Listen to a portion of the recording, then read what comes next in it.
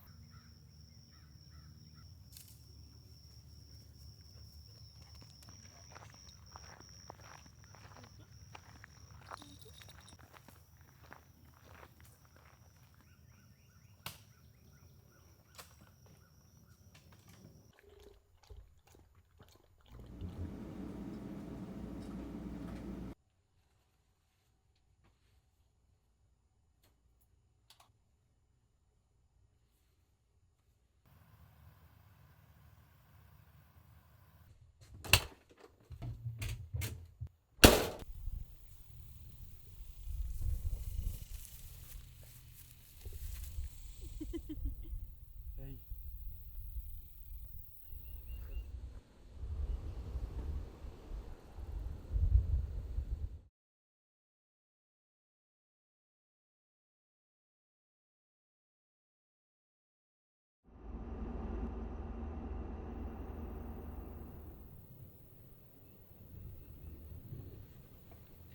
Hey y'all.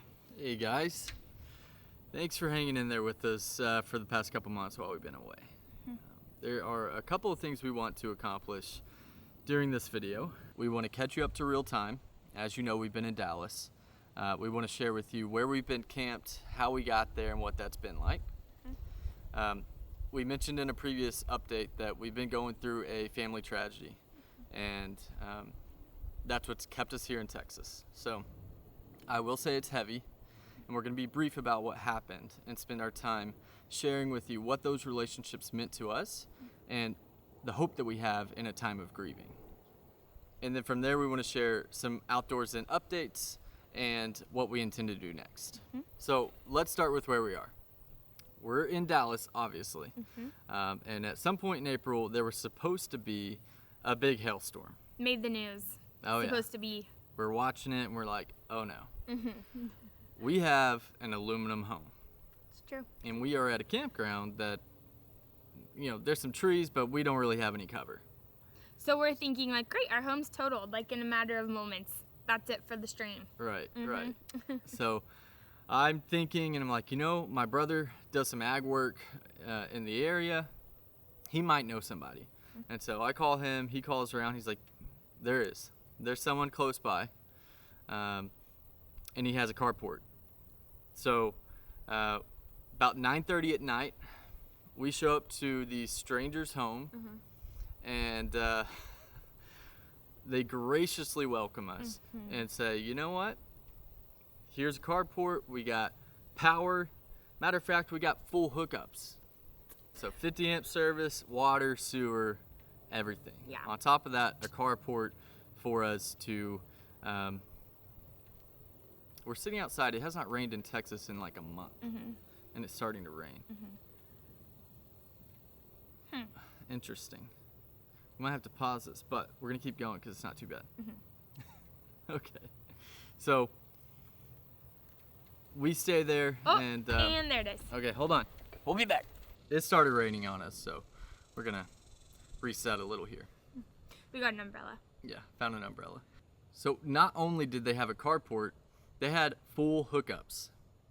Water, electric, sewer, everything on their land. Wild. I mean, huge gift.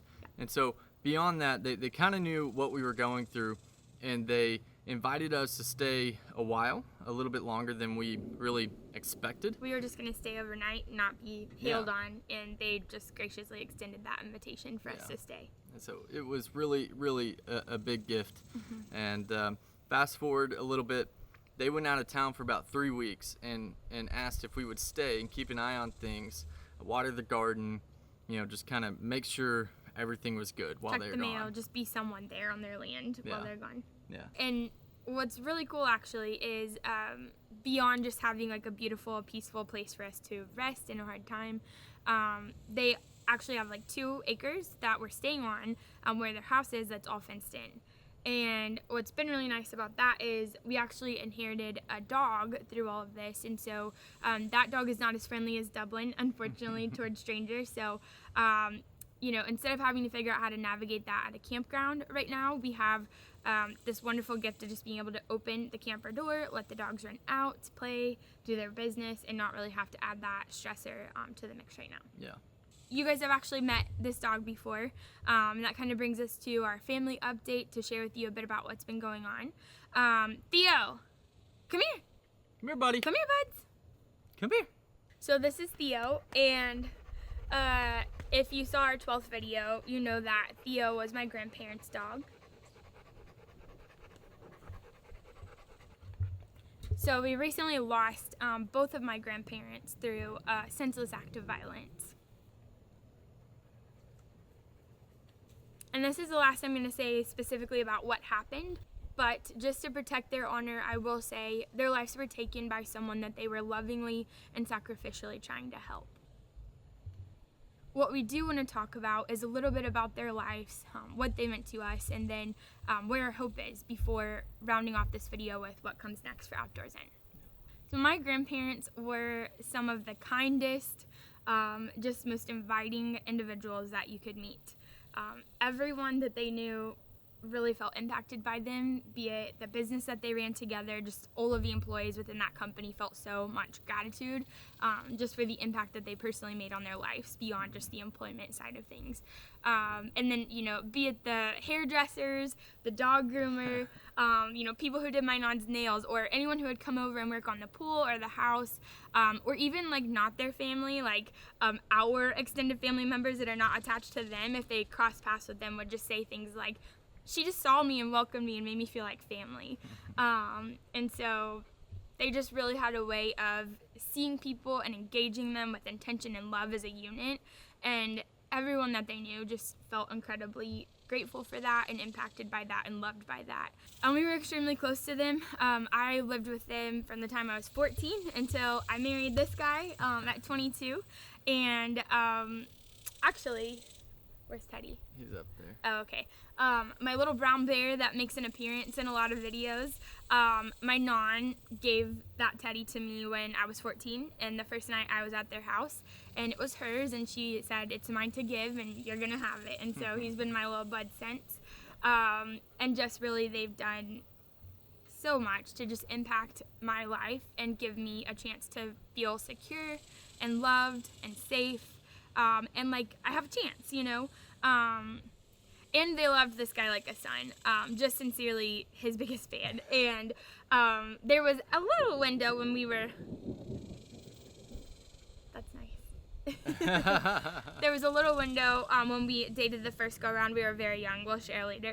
Like 18 and 19, and we broke up, of course, because we were too young to be married, in my opinion, and opinion of our families. But my grandparents didn't lose contact with him and secretly were rooting for us and him. And didn't you guys see each other y'all like went to lunch? Yeah, we spent time together while we were apart. And I did not know that until like a month or very recent. Like since we've been back from Easter, somehow that came out of the bag from my grandparents. And I was like, wait, what? So they just love Jameson so much. And shortly after we got married, actually, we both, as married people, moved back into this house. They graciously hosted us while we finished college. And then, of course, after college, we've been on our own, had our own home. But yeah, it was a huge gift, though, to be here with them. And, in that time, we only grew closer. And, we were each other's biggest fans. Yeah. So. Yeah, and I mean, just frankly speaking, like, they were going through a really burdensome time, and and it's like we each had these windows of just heavy burdens, and it seems like we were always the people that were there for each other. Just between, we were that for my grandparents, and my grandparents were that for us, and just like a steady place to find rest and have good conversations, encourage one another, help level one another. They've seen us argue a lot. Oh, yeah. And just still, again, our biggest fans, had no concerns over whether or not we were going to make it. Just, a nice, level, wise voice in the room for us. But yeah, when we talk about going back home to Dallas, this is where home is, really for us. And so, we even installed a 50 amp here. Yeah. They had some space where we could pull the Airstream into the backyard, and so there were times that we'd pull up here and stay, a week or so.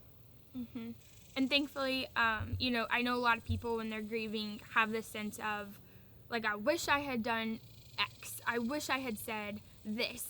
I wish we had shared that. And sincerely, I don't feel like we ever left words on the table. Like, we consistently shared our gratitude for one another, encouraged one another, and just, told each other how thankful we were as we shared life. Yeah. So that's a huge gift. Yeah. So this is a pretty unfathomable loss to us, and it's one that we'll probably be processing for a long time. But we're not grieving without hope. And we share the hope that my grandparents had, and that is that the earth is God's, and everything in it is His. And though we feel and we sense the weight of darkness and brokenness and, in the world around us and the selfishness of our own hearts and just the weightiness of all of that, we also know and see that God is constantly at work. In His goodness, He is restoring all things to Himself and making them new. And it's His to make new. And that Jesus, in His perfection, because He willingly took on the world's rebellion against God to the point of death, but then rose up from the dead, that means He wins.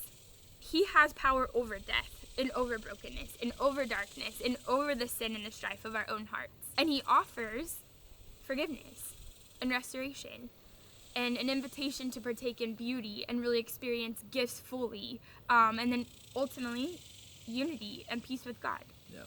So as we are definitely grieving, and will be for a long time, through what we see as a momentary loss, we're doing that with hope.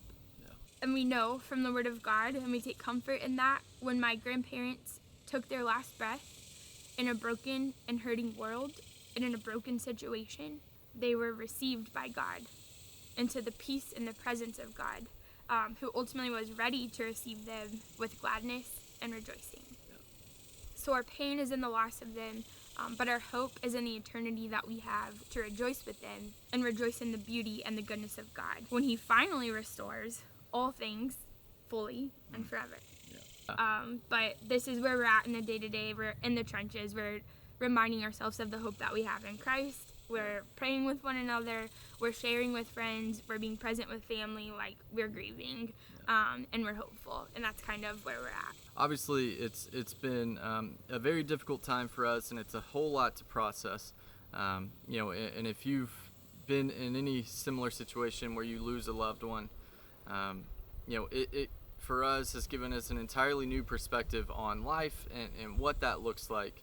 And our hearts go out to you if you've been in a situation similarly. Yeah, and it's like we haven't lost anyone close to us really before now, and so it's almost like right now it feels like everything good is better, like it's better than it was before. Right. And also there's a depth to it where there's a longing for things to be made whole again. Right. And just sort of a longing for things to be made perfect again. Everything good feels deeper in its goodness and also layered with grief and mourning.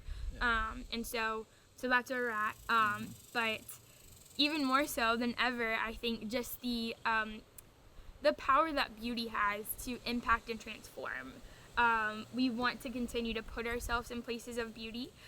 We want to continue to enjoy and share beauty and communities and stories.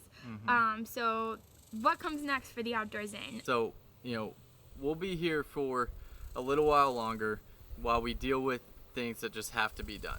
So, depending on when that is, we're either going to go up to the northeast or over to the southeast. We'll see. We'll see when what time of year it is. And in the meantime, we'll be here, and we're still coming to you once a week.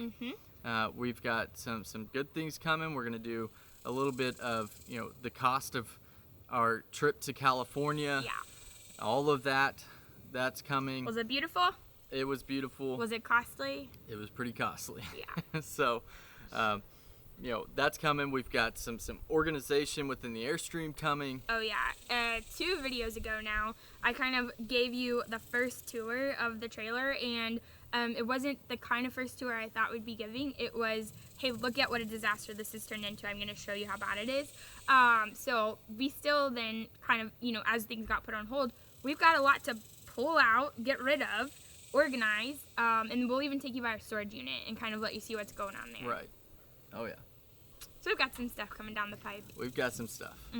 So, a couple last things we want to mention here. One, we've been working on our website. So go on over there. We'll add to it as we go, but it's outdoors-in.com. So go check it out. While you're there, you can subscribe to our newsletter. So we're gonna kickstart that. And one of the big updates, we had started our store and we ordered some things. Well, the winners of the contest, 2 months, it's been some time now, got the first Outdoors In merch. And actually, here's one of the hats. But that was sort of like prototype. We want to figure out, is prototype the right word when you're talking about merch? We wanted to see what it would look like and quality check it before we sent it out to all of you. Right. But if you subscribe to that newsletter, you'll be one of the first to know about when our store is up and running. That's right. We are working on that diligently. We're going to get a store up on the website soon. So if you're interested in a hat or a t-shirt or whatever else we put on there, that's coming soon. Yeah. So beyond that, we're going to do one of her Nan and Tone's, that's her grandparents, favorite things. Yep. And that is, we're going to go over to the wine cooler. We're going to get out a nice bottle of red, and we're going to sit on this patio and tell stories. That's right.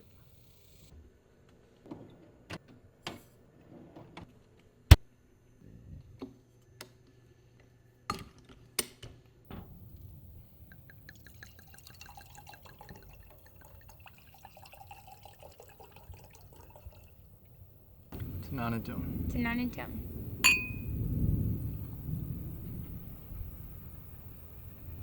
I know Tone was really getting into whiskey, scotches, different things. Yeah. So.